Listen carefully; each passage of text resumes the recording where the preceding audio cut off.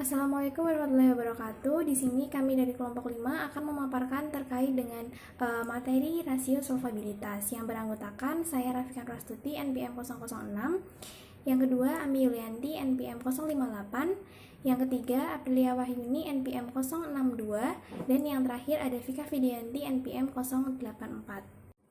Selanjutnya pengertian rasio solvabilitas. Nah, apa sih rasio solvabilitas itu? Rasio solvabilitas merupakan rasio yang digunakan untuk mengukur sejauh mana si aktiva dalam perusahaan itu dibiayai dengan hutang. Nah, dalam arti luasnya itu dapat dikatakan bahwa rasio ini itu digunakan untuk mengukur kemampuan perusahaan untuk membayar seluruh kewajibannya, baik jangka pendek maupun jangka panjang apabila perusahaan tersebut itu dibubarkan. Selanjutnya terkait dengan pendekatan dari rasio solvabilitas sendiri. Nah, dalam rasio solvabilitas itu dapat dilakukan dengan dua pendekatan. Nah, yang pertama itu dengan mengukur rasio-rasio neraca dan sejauh mana pinjaman itu digunakan untuk permodalan. Yang kedua adalah dengan melalui pendekatan rasio laba rugi. Selanjutnya, tujuan dari rasio solvabilitas.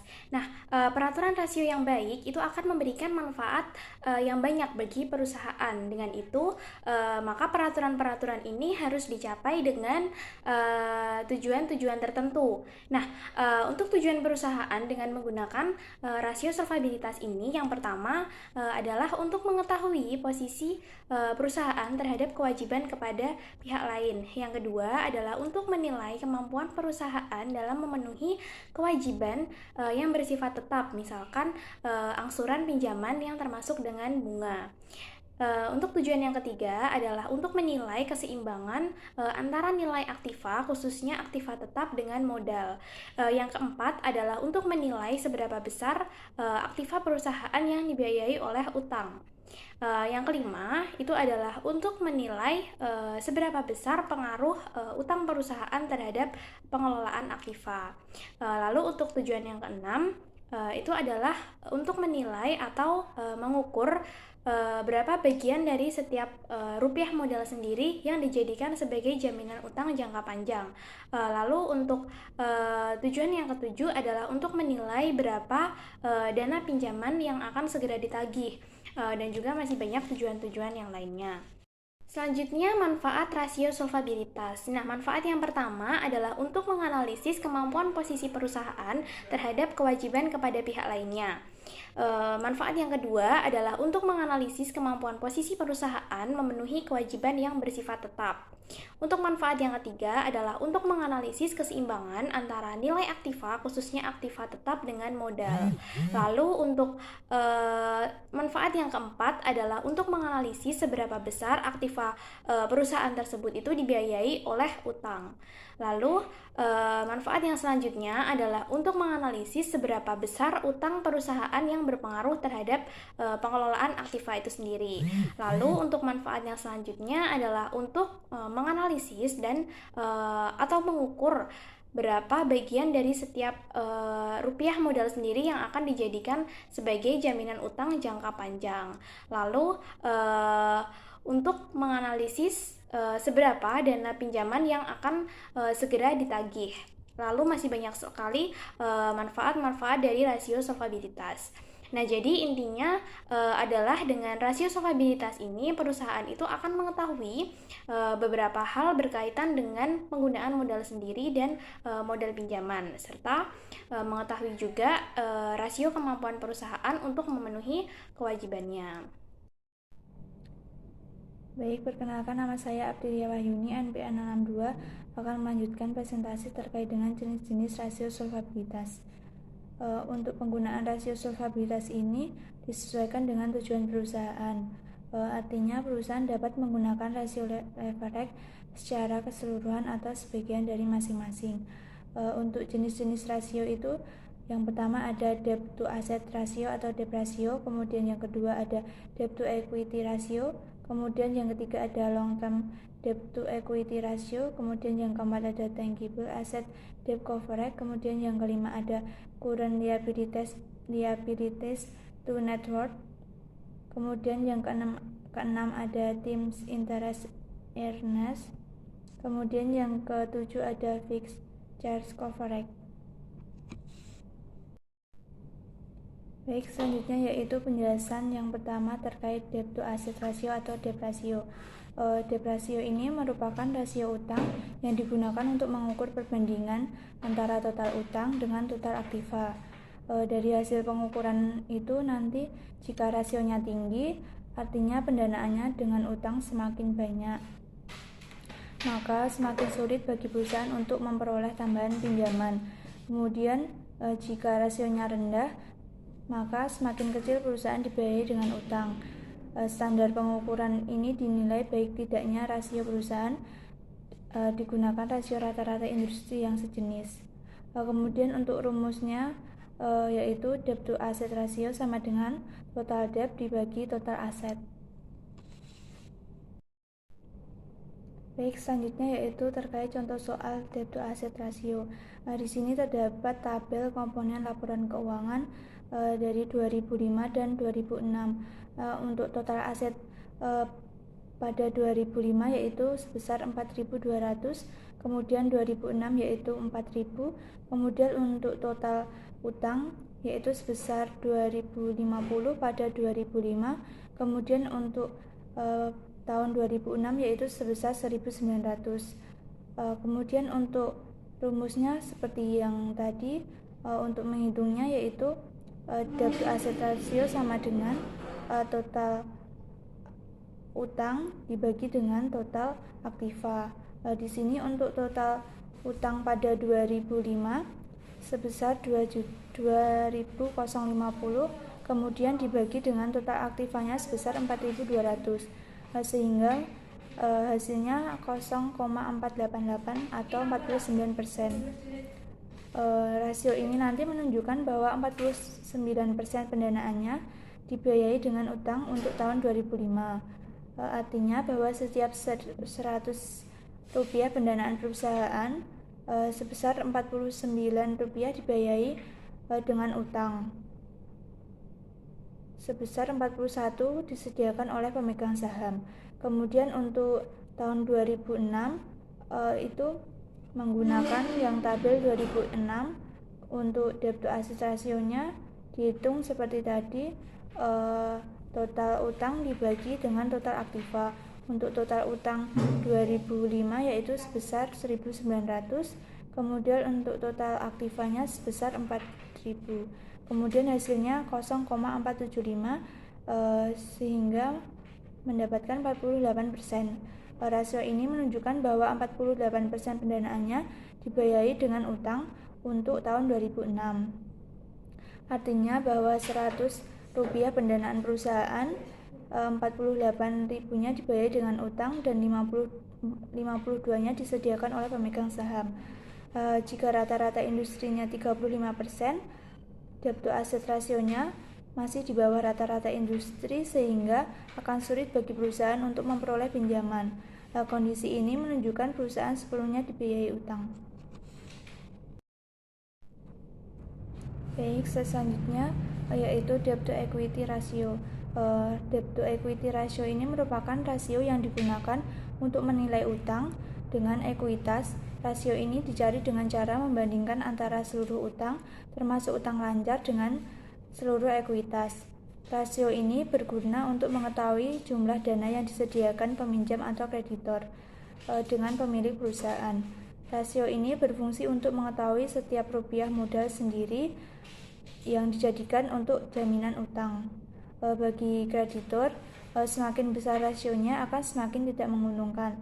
Namun bagi perusahaan justru semakin besar rasio akan semakin baik. Sebaliknya, dengan rasio rendah, semakin tinggi tingkat pendanaannya yang disediakan oleh pemilik, dan dari semakin besar batas penggunaan bagi peminjam jika terjadi kerugian atau penyusutan terhadap nilai aktiva. Rasio ini juga memberikan petunjuk umum tentang kelayakan dan resiko keuangan perusahaan. Debt to equity ratio ini untuk setiap perusahaan tertentu berbeda-beda, tergantung karakteristik bisnis dan keberagaman arus kasnya.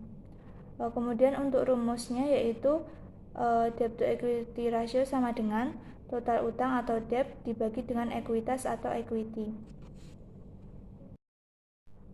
Baik, selanjutnya yaitu contoh soal terkait dengan debt to equity ratio. Di sini disediakan tabel komponen laporan keuangan pada tahun 2005 dan tahun 2006. Untuk total utang pada 2005 yaitu 2050, kemudian untuk tahun 2006 sebesar 1.900. Kemudian untuk total ekuitasnya sebesar 2.250, kemudian pada 2006 sebesar 2.100. Kemudian untuk rumusnya seperti yang tadi, untuk tahun 2005 yaitu debt to equity ratio dibagi dengan total utang sebesar 2050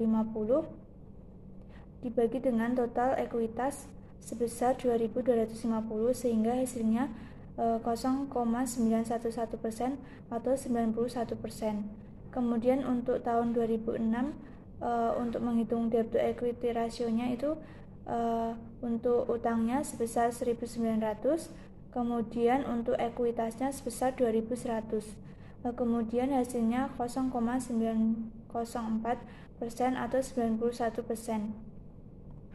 Rasio ini menunjukkan bahwa kreditur menyediakan sebesar Rp91 di tahun 2005 untuk setiap Rp100 yang disediakan pemegang saham, atau perusahaan dibiayai oleh utang sebanyak 91%. Demikian pula untuk tahun 2006 tidak jauh berbeda dengan tahun 2005 yaitu sebesar 90,4%, yaitu mendekati 91%. Jika rata-rata industri untuk debt to equity rasionya sebesar 80%, perusahaan masih dianggap kurang baik karena berada di atas rata-rata industri. Demikian pula untuk tahun 2006 kurang baik dan tidak jauh berbeda dengan tahun 2005. Kemudian untuk penjelasan selanjutnya akan dijelaskan oleh teman saya. Selanjutnya, saya Vika Vidianti, NPM 084, akan melanjutkan pembahasan selanjutnya mengenai jenis-jenis rasio solvabilitas yang ketiga, yaitu Long Term Debt to Equity Ratio atau LTDR. Ini merupakan rasio antara utang jangka panjang dengan modal sendiri, di mana tujuannya untuk mengukur berapa bagian dari setiap rupiah modal sendiri yang dijadikan jaminan utang jangka panjang dengan cara membandingkan antara utang jangka panjang dengan modal sendiri yang disediakan oleh perusahaan. Nah, untuk mencari rumus LTDR ini yaitu dengan menggunakan perbandingan antara utang jangka panjang dengan modal sendiri, atau LTDR sama dengan total utang jangka panjang dibagi dengan total ekuitas. Berikut ini adalah contoh perhitungan LTDR. Di sini ada tabel tentang komponen laporan keuangan di tahun 2005 dan 2006. Komponen laporan keuangan yang terkait yaitu total utang jangka panjang dan total ekuitas. Untuk total utang jangka panjang di tahun 2005 itu sebesar 1.300. Di tahun 2006 itu sebesar 1.150. Nah, untuk total ekuitas di tahun 2005 itu sebesar 2.250. Di tahun 2006 itu sebesar 2.100. Nah, perhitungannya di tahun 2005 LTDR sama dengan total utang jangka panjang sebesar 1.300 dibagi dengan total ekuitas sebesar 2.250, yaitu hasilnya 0,577. Jika dibulatkan dalam persenan yaitu sebesar 58%. Di tahun 2006 LTDR-nya sama dengan total utang jangka panjang itu sebesar 1.150 dibagi dengan total ekuitas sebesar 2.100. Nah, hasilnya yaitu 0,547. Jika dibulatkan dalam persenan yaitu sebesar 55%. Selanjutnya, jenis solvabilitas yang keempat yaitu times interest earned atau jumlah kali perolehan bunga. ini merupakan rasio untuk mengukur sejauh mana pendapatan dapat menurun tanpa membuat perusahaan merasa malu karena tidak mampu membayar biaya bunga tahunannya. Apabila perusahaan tidak mampu membayar bunga dalam jangka panjang, mampu menghilangkan kepercayaan dari para kreditor. Bahkan ketidakmampuan menutup biaya tidak menutup kemungkinan akan mengakibatkan adanya tuntutan hukum dari kreditor.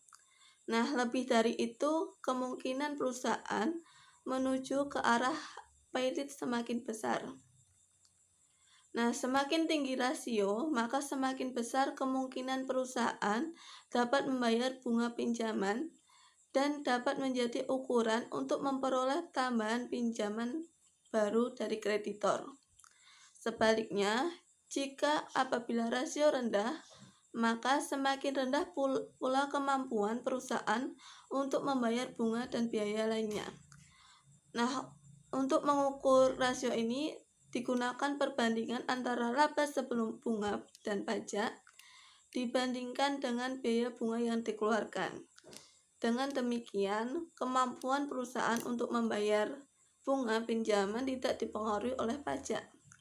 Nah, rumus untuk mencari times interest earned ini dapat digunakan dengan dua cara, yaitu pertama, jumlah kali perolehan bunga sama dengan laba sebelum bunga dan pajak atau EBIT dibagi dengan biaya bunga, atau yang kedua itu jumlah kali perolehan bunga sama dengan laba sebelum bunga dan pajak atau EBIT ditambah biaya bunga dibagi dengan biaya bunga.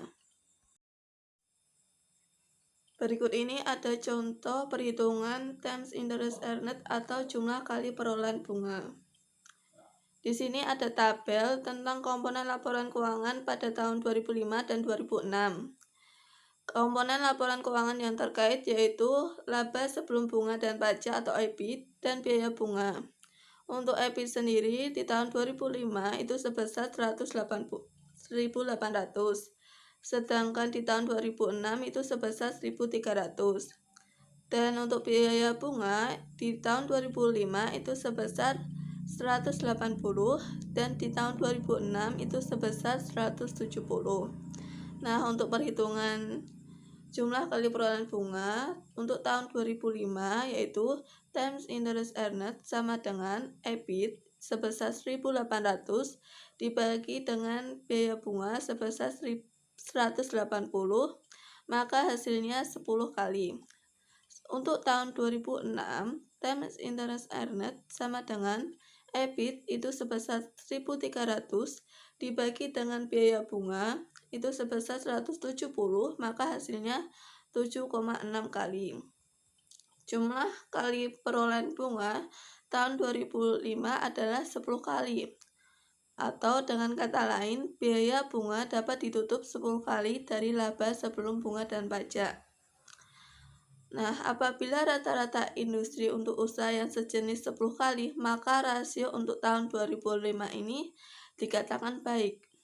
Sedangkan untuk tahun 2006 itu sebesar 7,6 kali, atau dengan kata lain, biaya bunga dapat ditutup 7,6 kali laba sebelum bunga dan pajak. Untuk tahun 2006 ini dinilai kurang baik karena masih di bawah rata-rata industri 10 kali. Maka hal ini akan menyulitkan perusahaan untuk memperoleh tambahan pinjaman di kemudian hari. Baik, selanjutnya saya Ami Yulianti, NPM 058 akan melanjutkan pembahasan mengenai jenis rasio solvabilitas yang kelima, yaitu Fixed Charge Coverage atau FCC. Nah, Fixed Charge Coverage atau FCC atau lingkup biaya tetap ini merupakan rasio yang menyerupai times interest earned ratio. Hanya saja perbedaannya adalah rasio ini dilakukan apabila perusahaan memperoleh utang jangka panjang atau menyewa aktiva berdasarkan kontrak sewa atau lease kontrak. Nah, biaya tetap ini merupakan biaya bunga ditambah kewajiban sewa tahunan atau jangka panjang. Nah, yang selanjutnya adalah rumus dan contoh soal dari Fixed Charge Coverage atau FCC. Di situ rumus FCC sama dengan EBT atau earning before tax ditambah biaya bunga ditambah kewajiban sewa atau lease dibagi dengan biaya bunga ditambah kewajiban sewa atau lease. Nah, contohnya perhatikan pada tabel di situ di mana ada komponen laporan keuangannya terdiri dari earning before tax atau EBT, kemudian ada biaya bunga, kemudian ada kewajiban sewa atau lease untuk tahun 2005 dan tahun 2006. Nah, perhitungan untuk tahun 2005 sendiri yaitu FCC sama dengan EBT plus biaya bunga plus kewajiban sewa yaitu 1.650 ditambah 180 ditambah 40 dibagi dengan biaya bunga plus kewajiban sewa yaitu 180 plus 40 sama dengan 8,5 kali. Sementara untuk tahun 2006 perhitungannya adalah FCC sama dengan EBT-nya 2.130 ditambah biaya bunganya 170 ditambah kewajiban sewanya 130. Kemudian dibagi dengan biaya bunganya 170 ditambah dengan kewajiban sewa 30. Hasilnya adalah 11,6 kali atau dibulatkan menjadi 12 kali. Nah, seandainya rata-rata industri untuk fixed charge coverage adalah 10 kali, maka untuk perhitungan tahun 2005 yang hasilnya di mana adalah 8,5 kali adalah kurang baik karena masih di bawah rata-rata industri dan akan menyulitkan perusahaan dalam memperoleh pinjaman. Sementara untuk hasil tahun 2006 yaitu 12 kali, ini dianggap cukup baik karena berada di atas rata-rata industri sehingga memudahkan perusahaan untuk memperoleh pinjaman. Baik, yang berikutnya adalah hasil pengukuran dari 5 jenis rasio solvabilitas yang telah dijelaskan sebelumnya untuk tahun 2005 dan 2006 serta standar rata-rata industri yang berlaku. Nah, rasio yang pertama adalah debt to asset ratio, di mana hasilnya untuk tahun 2005 adalah sebesar 49%, sementara untuk tahun 2006 adalah 48%, dan standar rata-rata industri yang berlaku adalah 35%. Nah, jika dibandingkan dengan standar rata-rata industri, maka untuk tahun 2005 dan 2006 ini dinilai kurang baik karena perusahaan dibiayai dengan utang melebihi dari rata-rata industri yang berlaku. Kemudian yang kedua ada debt to equity ratio. Hasilnya untuk tahun 2005 adalah sebesar 91% dan untuk tahun 2006 adalah 90%. Nah, jika rasio rata-rata industri untuk debt to equity ratio ini sebesar 80%, maka perusahaan masih dianggap kurang baik karena berada di atas rata-rata industri. Kemudian yang selanjutnya ada times interest earned. Untuk hasil tahun 2005 adalah sebesar 10 kali dan untuk tahun 2006 adalah 7,6 kali. Dan standar rata-rata industrinya adalah 10 kali. Nah, jika dibandingkan dengan standar rata-rata industri perusahaan yang berlaku, maka hasil untuk tahun 2005 adalah baik dan untuk tahun 2006 adalah kurang baik karena masih berada di bawah rata-rata industri. Hal ini akan berakibat bahwa perusahaan akan sulit mendapatkan pinjaman di kemudian hari. Kemudian yang terakhir ada fixed charge coverage. Hasilnya untuk tahun 2005 adalah 8,5 kali dan untuk tahun 2006 adalah 12 kali dan standar rata-rata industri yang berlaku adalah 10 kali. Nah, karena standar rata-rata industrinya adalah 10 kali, maka untuk hasil tahun 2005 yaitu 8,5 kali ini dinilai kurang baik karena masih di bawah rata-rata industri dan akan menyulitkan perusahaan untuk memperoleh tambahan pinjaman. Sementara itu, untuk hasil tahun 2006 yaitu 12 kali, ini dianggap cukup baik karena berada di atas rata-rata industri yang berlaku. Hal ini akan mengakibatkan perusahaan mudah untuk mendapatkan pinjaman baru. Yang berikutnya adalah analisis kasus. Di sini kelompok kami mengambil kasus dengan judul Analisis Rasio Solvabilitas untuk menilai kinerja keuangan terhadap aset dan equity pada PT Bank Rakyat Indonesia Persero Tbk periode 2012 sampai 2015. Yang selanjutnya adalah latar belakang penelitian. Di sini penulis melakukan penelitian ini karena data utang dari PT Bank Rakyat Indonesia Persero untuk periode tahun 2012 sampai tahun 2015 ini terus mengalami kenaikan setiap tahunnya seperti yang tertera pada tabel dalam slide tersebut. Selanjutnya hasil dan pembahasan. Coba perhatikan pada data pada PT Bank Rakyat Indonesia TBK pada periode 2012 sampai 2015. Nah, data di situ disajikan dalam bentuk tabel yang bisa dilihat pada slide berikut ini. Nah, data tersebut itu dimulai dari tahun 2012 sampai dengan 2015 yang di situ terdapat total aktiva, total utang dan juga total ekuitas. Nah, dari data ini nantinya akan digunakan untuk menganalisis keuangan PT Bank Rakyat Indonesia TBK tersebut. Selanjutnya masih terkait dengan hasil analisis. Nah, untuk alat analisis sendiri di sini yang digunakan adalah debt to asset ratio dan debt to equity ratio. Nah, perhatikan dalam perhitungan debt to asset ratio. Di sini dimulai pada tahun 2012 sampai dengan tahun 2015. Nah, bisa diingat kembali cara untuk menghitung debt to asset ratio itu seperti apa. Mungkin yang pernah dijelaskan di depan, yaitu dengan membagi total aktiva dengan total utang lalu dikalikan dengan 100%.